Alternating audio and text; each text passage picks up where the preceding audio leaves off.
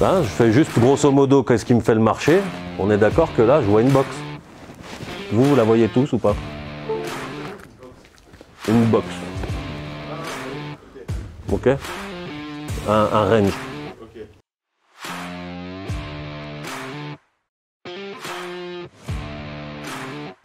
Un rectangle. Hein.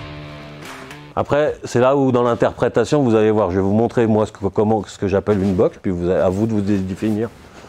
Plus c'est, encore une fois, le côté esthétique, plus ça devient visible, plus c'est que c'est bon, c'est bon, c'est bon et ça va marcher. Donc pensez-le tout le temps comme ça. Donc là, pour moi, j'ai une box. Comme j'ai une box, je pars d'un principe, 100%, j'ai dit quoi? Que ça se retourne.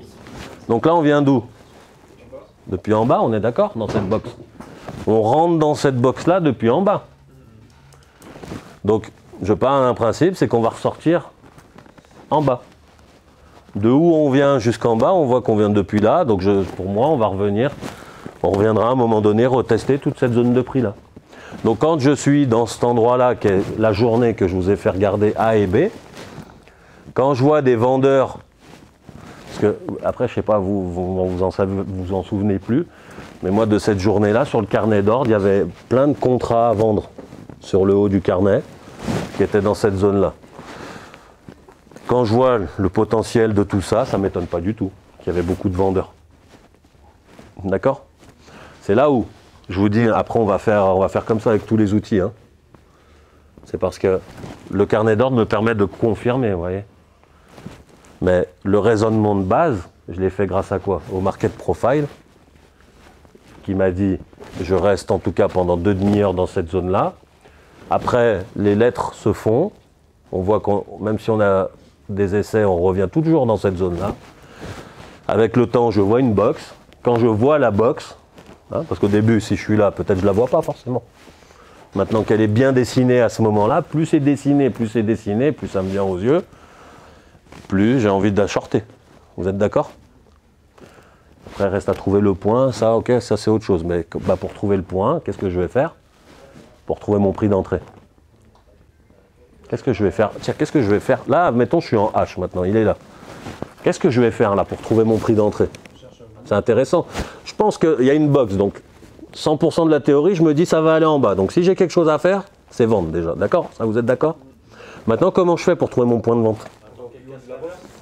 Alors, le plus haut possible sera le mieux, on est d'accord? Je suis vendeur, je suis un commerçant. Je dois vendre cher. Donc le plus haut possible sera le mieux. Mais comment faire? Non. Non. C'est ce qu'on disait juste avant. On se place d'abord son stop loss. Si vous êtes quelqu'un, d'accord, ça sera important, c'est aussi de... Je vais nuancer en 2 temps là. Si vous avez un peu plus d'argent que la moyenne pour trader, on peut aller sur une autre philosophie avec le prix d'entrée qu'importe, parce que le stop loss, on a les reins largement d'en absorber 3 jours d'avance. Ok? Mais là, on parle d'une situation où on veut être précis avec des règles. Par rapport à ce qu'on disait avant, c'est d'abord le stop loss du coup. Donc, derrière un gros volume. Ouais, je veux juste déjà que vous arriviez à me pondre ça à chaque fois que je vous le demande. Donc à chaque fois, où est mon stop loss, c'est derrière un gros volume. Maintenant, comment je fais pour trouver mon gros volume? Bon, et ben c'est là, vous voyez toute la zone là, là on voit que c'est parti sur d'autres journées. On est d'accord que mon trade que j'envisage, c'est un trade à peut-être 40, 50, 60 ticks, vous êtes d'accord avec ça? Donc je ne peux pas avoir un stop loss à 3 ticks déjà, ou alors c'est que là je suis excellent. Ça peut arriver, mais avec le temps, d'accord? Donc, ce qu'il faut, c'est d'abord raisonner stop loss. Je cherche un gros volume. Comment je fais? Je vais peut-être remonter le mouvement qu'il y a eu là. Je vais l'afficher graphiquement. Je vais mettre avec les histogrammes. Je vais aller chercher un prix qui me permette ça. Tu pourrais avoir sur le carnet d'ordre, mais ton carnet, le problème, c'est qu'il te prend toute la zone là et tu es dedans. Pour qu'un gros volume il soit valable, c'est un gros volume qui vient d'une zone dans laquelle on est sorti. Admettons ça, c'était un range. On est sorti. Là, il y a le gros volume qui est certainement au milieu. Là, vu que j'en suis sorti, lui va pouvoir me servir de gros volume, de stop loss. Par contre, à partir du moment où je suis encore dedans, je ne peux pas m'en servir de stop loss, puisque lui, il est dedans et il symbolise le meilleur prix du marché. C'est un prix dans lequel on va sans arrêt passer au-dessus, en dessous. Regardez. Donc, ce n'est pas une barrière, c'est un aimant, tant qu'on est dedans. Vous êtes à l'aise? Ça va? Ça marche pour ça? Donc, ce que je cherche, c'est un ancien. D'accord? Donc, je pourrais avoir les VPOC. Les VPOC sont des très bons endroits pour des stop-loss. Puisque c'est sur le volume et c'est pas sur le temps. C'est sur le volume.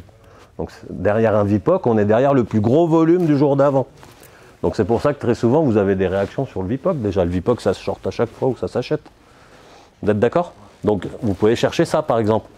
Bah, une fois que j'ai mon stop-loss, il faut juste que je respecte mon money management. Il faut juste que si j'ai 200 balles à perdre, bah, je sais que sur ce trade-là, bah, j'ai 20 ticks maximum. Il faut que je sois dans une fourchette de 20 ticks proche de mon stop-loss. C'est tout. OK?